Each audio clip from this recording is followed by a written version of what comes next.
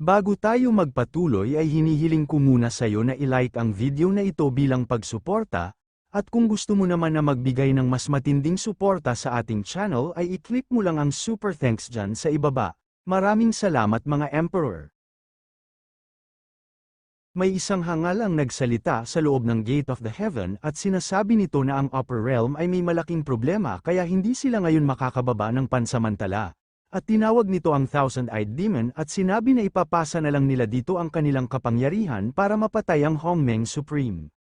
Sa kabilang banda naman ay pinagtawanan nito ng ating bida sa pagsasabing may malaking problema ang Upper Realm, at mayabang na sinabi kay Handon at si Yuan na nasa loob ng Gate of the Heaven, na nangangamba lang ito na mga bumaba sa kadahilanang natatakot ang mga ito na mapatay niya ang isa sa kanila bago pa nila siya magawang mapatay.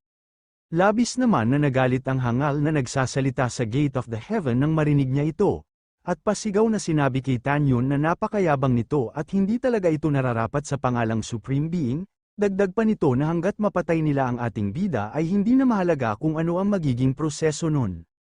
At pagkatapos ay tinawag ulit nito ang Thousand-Eyed Demon habang naglalabas ang hangal na ito sa Gate of the Heaven ng maraming bilang ng kani-kanilang mga enerhiya, at sinabi na tanggapin na niya ang kanilang kapangyarihan, at kung magagawa niya na mapatay ang Hongmeng Supreme ay ang Upper Realm ay nararapat na nitong sambahin bilang kanyang Diyos.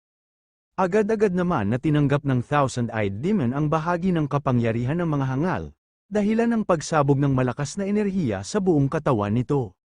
At nakaramdam ito ng sobrang kasiyahan nang maramdaman niya ang nag-uumapaw na kapangyarihan sa kanyang katawan, at sinabi niya na ang kanyang lakas ay hindi lamang mabilis na bumalik, at sa halip ay maraming beses pa ito na lumakas. At kasabay nun ay ginamit niya na ang kanyang teknik at pinapalabas na ang kanyang origin and real body. At nang makita ito ng ating bida ay naging seryoso ito at sinabi niya na oras na para sa magiging matinding laban. Maya-maya pa ay natapos na ang Thousand-Eyed Demon sa pag-release ng kanyang real body, at nagbagong anyo ito bilang Demon Beast, at sabay na pinagtawanan si Tanyun at mayabang na sinabi dito na nararamdaman niya na ang lakas nito ay nanghihina na sa ngayon. Dagdag niya pa na hindi na nito makakayanan pa na tumagal ng ilang sandali, nasabi din niya na sa tulong ni Handon at si Yuan ay ang magiging final winner ay walang iba kundi siya. Pumustura naman na ang ating bida para sa gagawin niyang pag-atake dito, habang seryosong sinasabi sa hangal na kung ganun pala ay subukan na agad nito at nang makita na nila kung sino talaga ang mananalo sa bandang huli.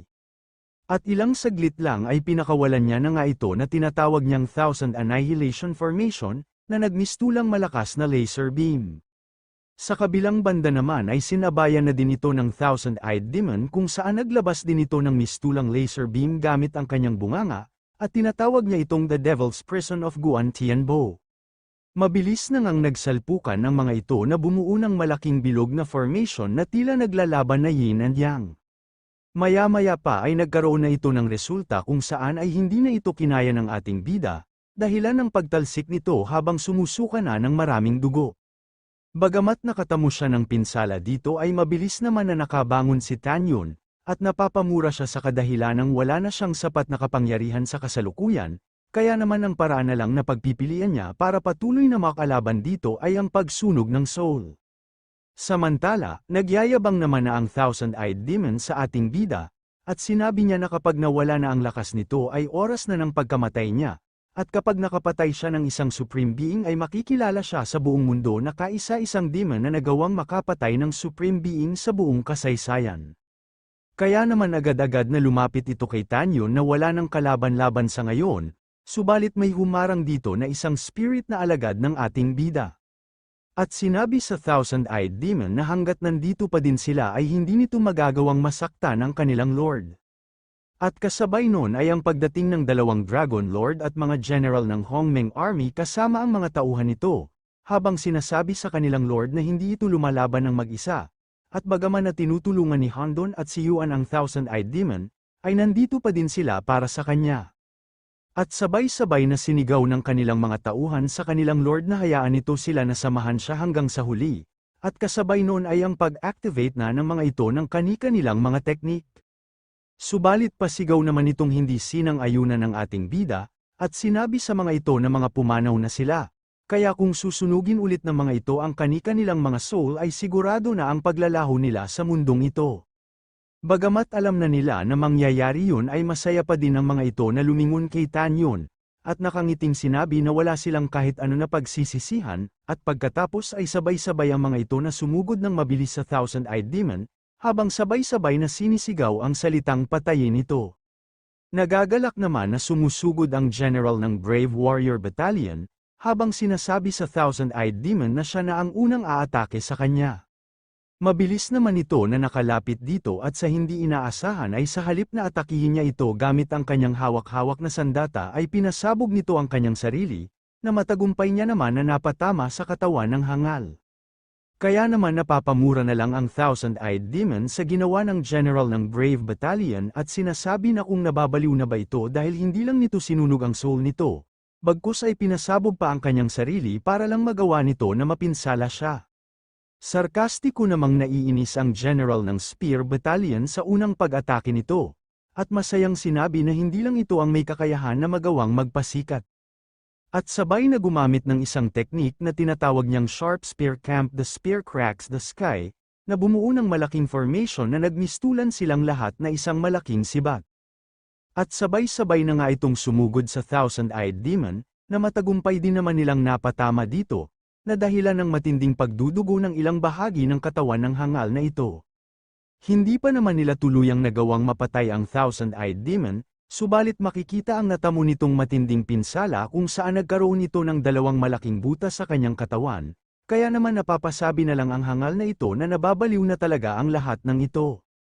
At dahil sa malubhanan niya na natatamong pinsala at sa dami na ng kanyang makakalaban, ay nanghingi na ulit ito ng tulong sa dalawang hangal na si Handon at si Siyuan, at sinasabi niya na bilisan ng mga ito sa pagpapatuloy ng pagbibigay sa kanya ng kanilang lakas.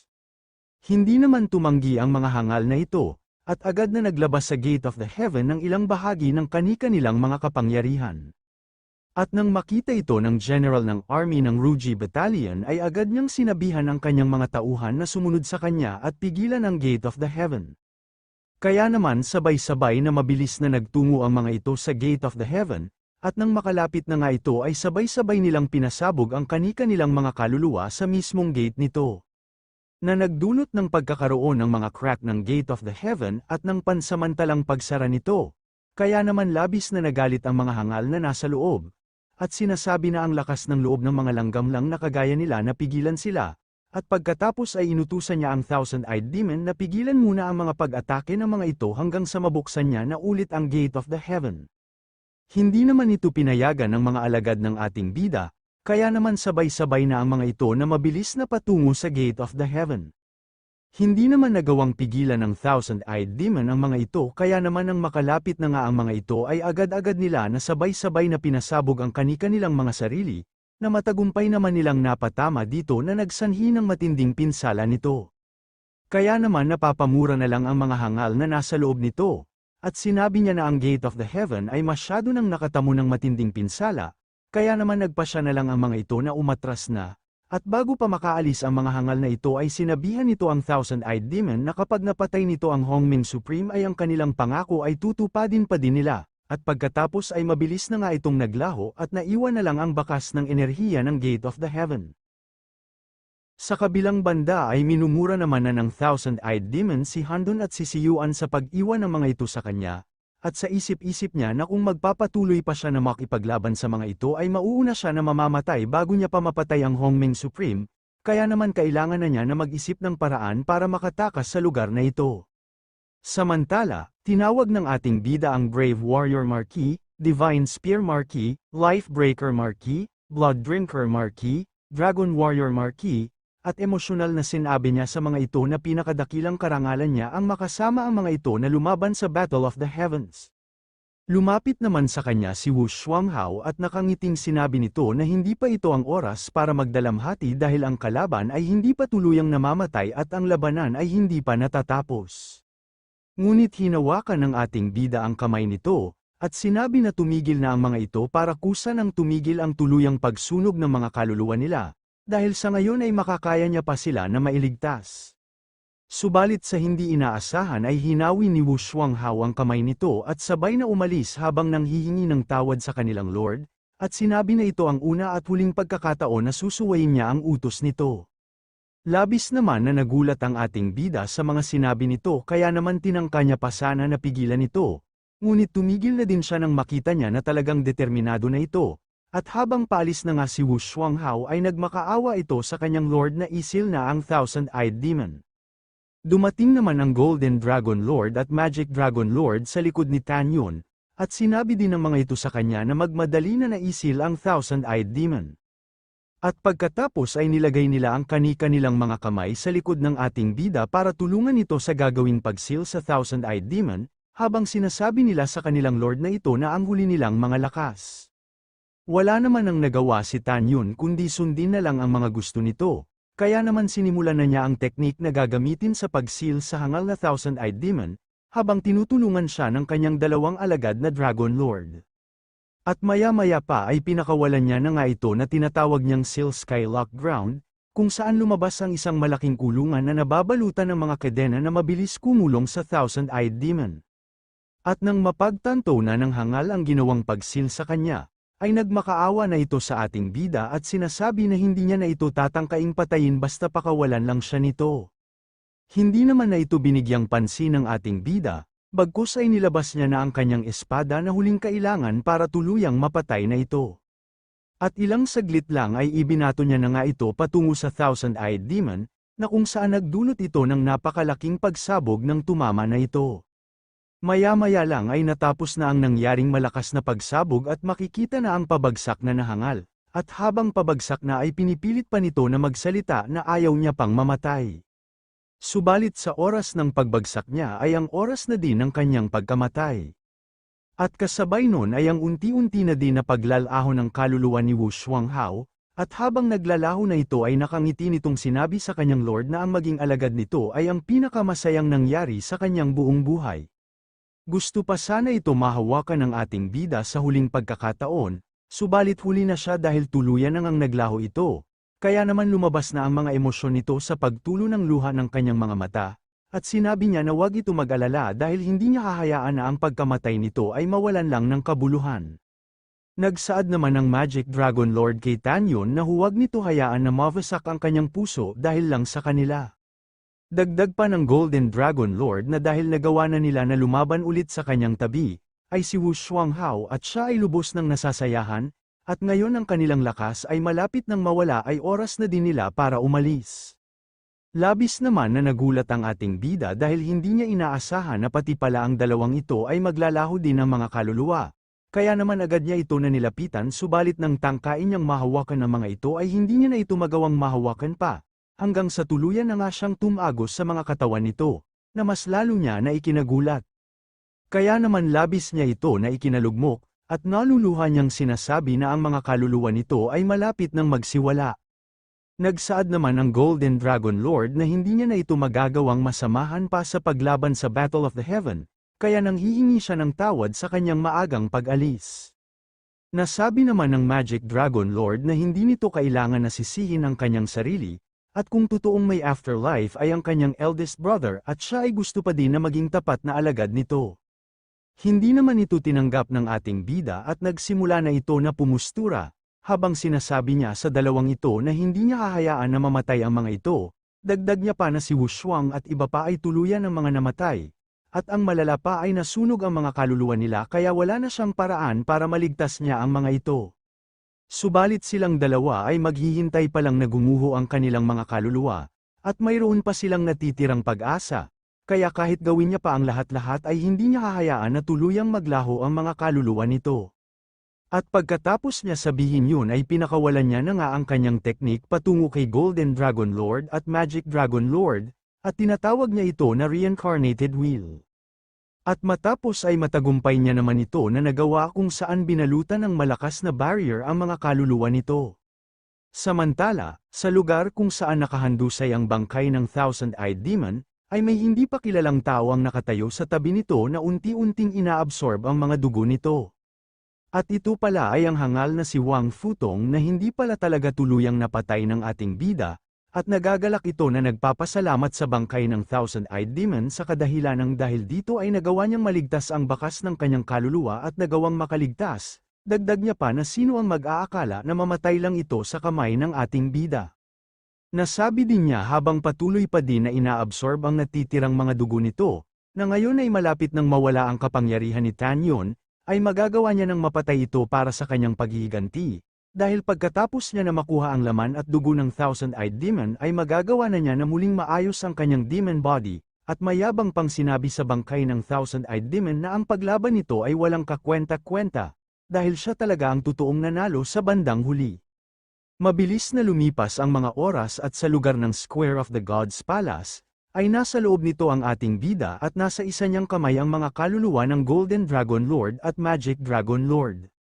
At sinasabi niya na kahit napagod siya ng sobra ay sa wakas nagawa niyang mailigtas ang butil ng kaluluwa ni Xiao Jin at Xiao He, dagdag niya pa na hindi din magtatagal ay makakahanap na siya ng angkop na oportunidad para buhayin na ang mga ito. Napahinto naman sa pagsasalita si Tanyon nang maramdaman niya na naggagalawan ang mga bato na malapit sa kanya, na parang may isang nilalang na pinipilit na lumabas dito.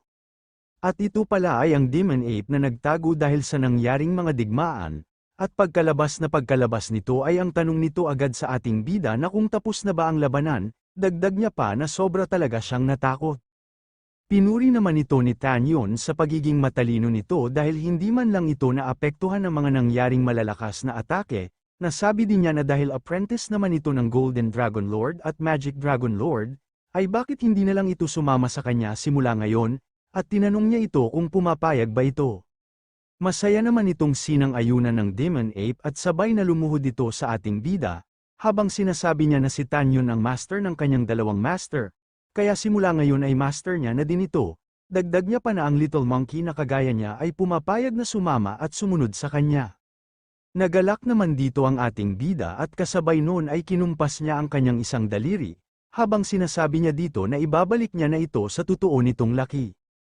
Na mabilis naman tumama dito at agad na pumalibot ang enerhiya na ito sa kanyang buong katawan, at nang maramdaman niya ito ay hindi niya maiwasang mapangiti, dahil sa wakas ay hindi lang babalik ang kanyang laki kundi babalik na din ang kanyang totoong lakas. At ilang sandali lang ay bumalik na nga ito sa kanyang totoong anyo, na dahilan ng pagtatatalo nito sa tuwa. Tinuro naman dito ng ating bida ang kinaroroonan ng bangkay ng Thousand-Eyed Demon, at sinabi niya na kahit patay na ito ay ang naiwan nito na bangkay ay isang malaking kayamanan, at pagkatapos ay inutusan niya ito na kuhanin nito ang laman at ang armor nito, at magagamit niya ito sa paggawa ng pills at armor para sa Demon Ape sa hinaharap. Masaya namang nagpasalamat dito ang Demon Ape, at nagpaalam na kay Tanyon na aalis na siya, at agad na nagmadali ito para mabilis na puntahan ito. Subalit bago pa siya makaalis ay may biglang isang tao na mabilis na patungo sa kanila na naglalabas ng malakas na aura, at nang makita niya ito ay napahinto siya at nabahala na nagtataka kung sino ang tao na ito. At ito pala ay ang hangal na si Wang Futong na pagkatapos maabsorb ang dugo at laman ng Thousand-Eyed Demon ay agad-agad na nagtungo kay Tanyon para patayin ito, at pagdating pa lang nito ay agad na nagyabang ito sa pagsasabi sa ating bida na ang araw na ito ay ang magiging araw ng kamatayan niya. Nagtaka naman ang ating bida nang makita niya ito dahil ang buong pag-aakala niya ay napatay niya na ito, kaya naman tinanong niya na ito kung bakit hindi pa ito tuluyang namatay. Hindi naman ito sinagot ng hangal na ito at sa halip ay pinagtawanan niya lang ito, at mayabang na sinabi nito na ang kapangyarihan na nakuha niya pagkatapos niya makuha ang Blood Demon ay hindi ganoon kaganda, pero mas makabubuti sa kanya kung kukunin niya ang buhay nito. Dagdag niya pa habang naglalabas na ng malakas na killing intent na ang lakas ni Tanyon ngayon ay sobra nang nanghihina, habang ang kanyang lakas naman ay lubhang nadagdagan pagkatapos niya maabsorb ang dugo at laman ng Thousand-Eyed Demon. Kaya wala na itong magagawang paraan ngayon para makatakas pa sa kanya. Nagsaad naman ang ating bida dito na talagang sinurpresa siya nito sa mga kakaibang ginagawa nito. Dagdag niya pa na kung hindi lang sana siya nito nakalaban ay maaaring umangat ito sa hinaharap at maging kilalang malakas na martial artist sa buong kontinente dahil sa talento nito sa pagiging tuso. Nasabi din niya habang binibigyan niya na ito ng masamang tingin, na subalit sa kasamaang palad ay kinalaban na siya nito. Mayabang naman na sumagot ang hangal na walang mangyayaring kasamaang palad, dahil kung mapapatay niya na ito ngayon ay matatapos na din ang lahat, at walang kahit sino ang makakaalam kung ano ang mga naganap sa lugar na ito. Dagdag niya pa habang nagpapakawala na ng malakas na aura, na nang makabalik siya na nakuha na ang pamanang ito ay kayang-kaya na niya na mapangibabawan ang Huangfu Shenzong sect at walang kahit sino ang may kakayahan na pigilan siya. At kasabay nun ay inatake na nito si Tan Yun gamit ang kanyang teknik na tinatawag niyang 10,000 Blood Demon Arrow, habang sinasabi niya na ipapadala niya na ito ngayon sa impyerno. Sa kabilang banda mabilis naman na dumating ang Demon Ape sa ating bida na sinasabihan niya na mag-ingat ito. At pagkatapos ay inangat na ni Tan Yun ang kanyang isang kamay para maghanda na ng teknik na gagamitin niya pang salag sa atake nito na tinatawag niyang Shield Domain, na kung saan agad ito na pumalibot sa kanilang dalawa ng Demon Ape at mabilis din na napawalang bisa ang madaming atake ng hangal, at nang masaksihan ito ng Demon Ape ay labis niya ito na ikinatuwa at pinuri ang kanyang lord sa pagsasabi na talagang makapangyarihan ito.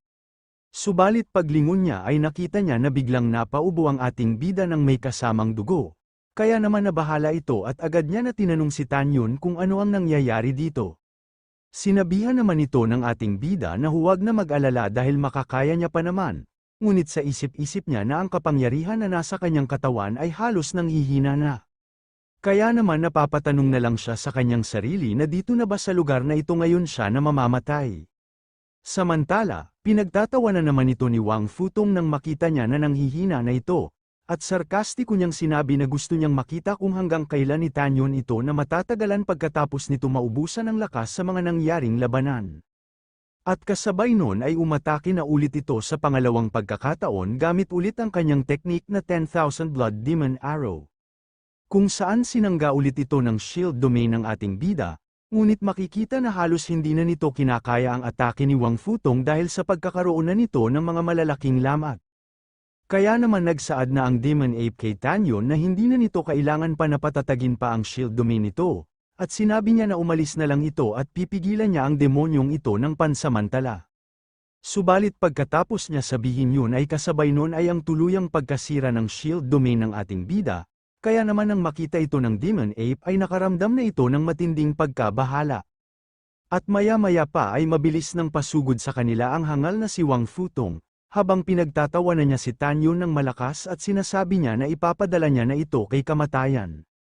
Subalit bago pa ito tuluyang makalapit sa ating bida ay biglang sumulpot sa kanyang likuran si Liang Qing na paatake na sa kanya, habang sinasabi nito kay Wang Futong na ito mismo ang ipapadala niya kay kamatayan.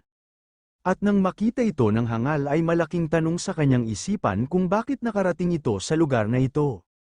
Habang ang Demon Ape naman ay nakita ito na magandang pagkakataon para umatake, kaya naman naghanda na ito ng kanyang teknik na tinatawag niyang stick down shape. At ilang saglit lang ay sabay na nga ito na umatake sa hangal na matagumpay naman nilang dalawa na napatama dito.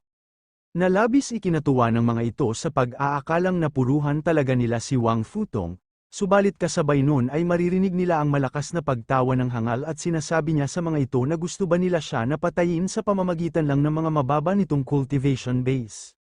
At sabay na inangat nito ang kanyang dalawang kamay sa harap ng Demon Ape at ni Liang Qin habang naglalabas ng kanyang kapangyarihan dito, na agad niya namang ipinang-atake sa dalawang ito na dahilan ng pagtilapon ng mga ito pabagsak sa kalupaan.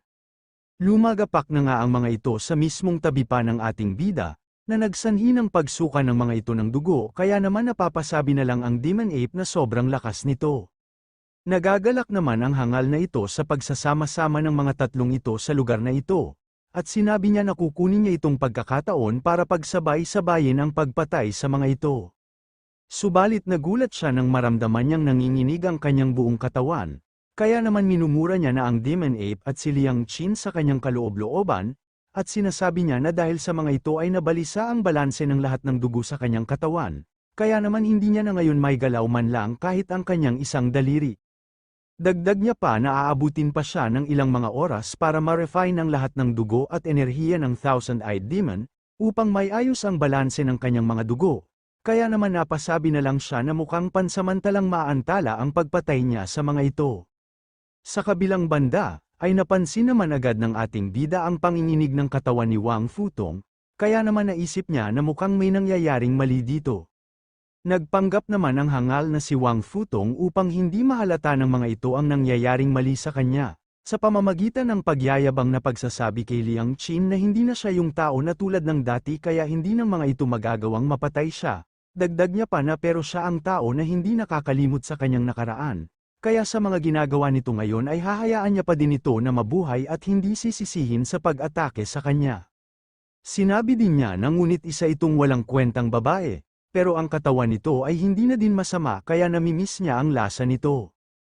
At nang marinig ito ni Liang Qing ay nagblanko na ang ekspresyon nito at nanginginig na sa sobrang galit dito. At sinabi niya na wag ito managinip ng gising dahil simula nung araw na ibinigay siya nito kay Merong Kun ay sumumpa siya sa kalangitan na kahit ano ang mangyari ay papatayin niya ito. Dagdag niya pa na kahit ibenta niya ang kanyang kaluluwa sa demonyo at mahulog sa impyerno ng magpakailanman, ay handa siya na pagbayaran ito hanggat sa magagawa niya ito na mapatay ngayon.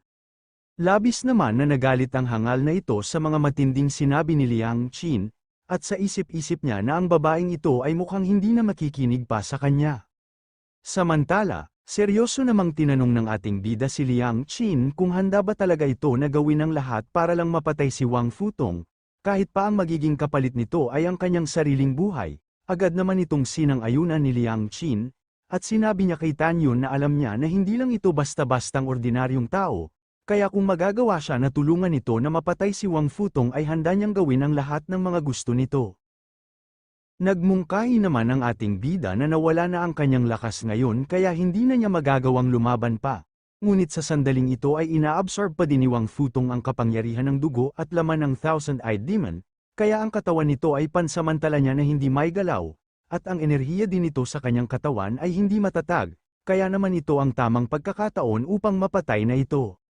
Sarkastiko namang tumawa ang hangal na ito nang marinig niya ang mga sinabi ni Tan Yun, at sinabi niya na hindi niya inaasahan na makikita pa nito ang totoong kalagayan niya ngayon, ngunit kahit hindi niya maigalaw ang kanyang buong katawan ay hindi nito magagawa na mapatay siya. Subalit sa isip-isip niya ay minumura niya na ang ating bida, at nababahala ito sa loob-loob niya na kung meron ba talagang alam na paraan si Tan Yun upang magawa nito na mapatay siya. Sa kabilang banda, ay hinihiling naman na ni Liang Qin sa ating bida na sabihin na sa kanya kung ano ang dapat niyang gawin para mapatay na ang hangal na si Wang Futong.